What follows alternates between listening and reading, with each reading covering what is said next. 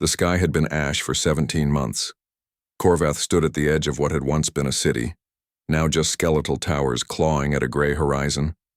His kind had ruled this sector for 3 generations. The Vryn were apex predators across 14 star systems, their claws sharper than monofilament wire, their hides resistant to plasma fire. They had conquered species that wielded gravity itself as a weapon, and yet, the plague had brought them to their knees. It started in the Northern Territories, a biological weapon released by a desperate enemy in the final days of the war. The enemy was gone now, vaporized in retaliation. But their gift lingered. The sickness targeted Vryn genetics specifically, unraveling their immune systems from the inside. Adults could survive it barely. But the young... Korvath's claws scraped against the rubble beneath him. He had lost 2 litters already. His mate had died trying to save the 3rd.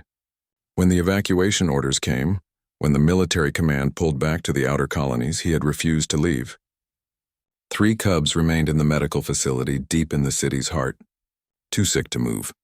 Too fragile to survive transport. He had stayed to watch them die. That was 14 days ago. His armor was scorched, his weapon empty. He had eaten the last of his rations 3 days prior. Pride kept him upright.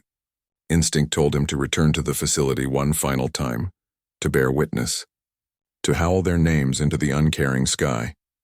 He descended through the ruins, moving through streets where no wind blew, where the silence was absolute.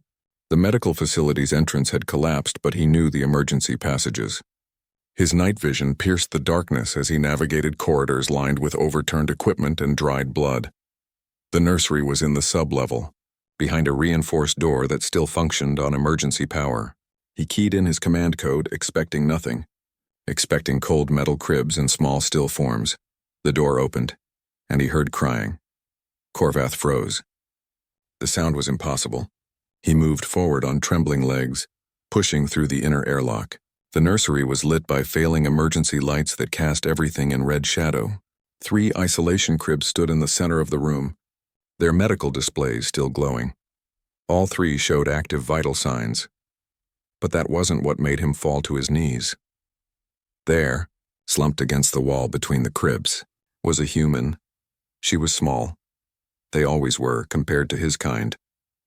Her clothes were torn and stained with substances he didn't want to identify. Her dark hair was matted against her forehead. An empty water container lay beside her. Medical supplies were scattered around her position like the aftermath of a desperate battle. She had an IV line running from her own arm to the nearest crib. The human's eyes cracked open at his approach. They were brown, he noted distantly, deep brown, like the earth of the homeworld he would never see again. She tried to speak but only managed a whisper. "You're the Alpha." Korvath couldn't form words. His throat had closed. He moved to the first crib and looked down at his daughter, Senna. She was awake, her golden eyes tracking movement. Weak but alive. The second crib held his sons, Vax and Torin, both breathing, both responsive. How? The word came out as a growl. The human, Rhea, her identification badge red half torn, managed a smile that held no joy. "Human blood has antibodies. We're carriers. Can't get sick. But we produced..." She coughed, and he saw blood on her lips. "Plasma, immunoglobulins. I worked here before, knew the protocols." She had stayed. When the evacuations came, when her own kind fled to the ships in orbit, this human had stayed in a dying city. She had found his cubs and performed a medical miracle with nothing but failing equipment and her own body as the resource. "You're dying," Korvath said. "Yeah." Rhea's eyes drifted to the cubs. "But they're not. Protocol says 3 transfusions, 14-hour intervals. Last one was..." She checked her datapad with shaking hands. 2 hours ago. "They're stable. Immune systems. Responding." Korvath looked at the IV line still in her arm, at the medical waste bin filled with used plasma bags, at the calculation displays showing careful titration of dosages. She had been doing this alone for days. Drawing her own blood, processing it with damaged equipment, keeping 3 dying cubs alive through nothing but stubborn human determination. "Why?" His voice cracked on the word. "My kind have killed yours. In the war." "We showed no mercy." Rhea's laugh was bitter and soft.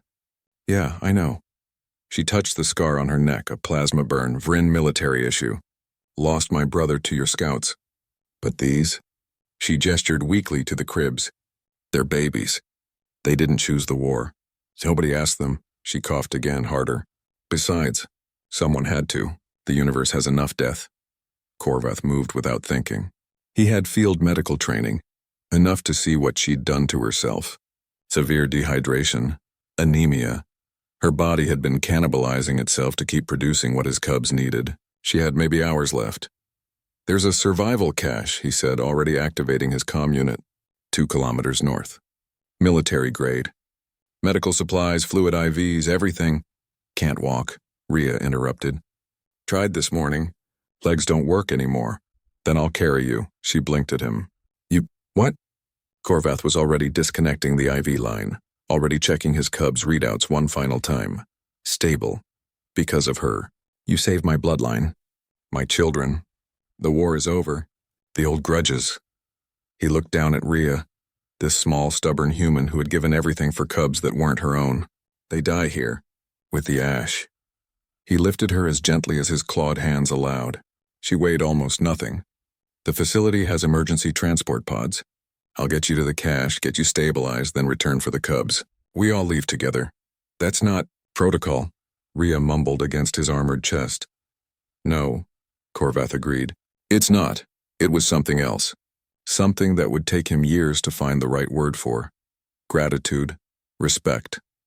The recognition that strength came in forms his kind had never bothered to measure. As he carried Rhea through the ruins, her breathing shallow but steady, Korvath made a silent vow. She would survive. His cubs would survive, and when they were old enough to understand, he would tell them the story of the human who gave everything, so they could have a future. The ash still fell, but somewhere above it the stars were waiting.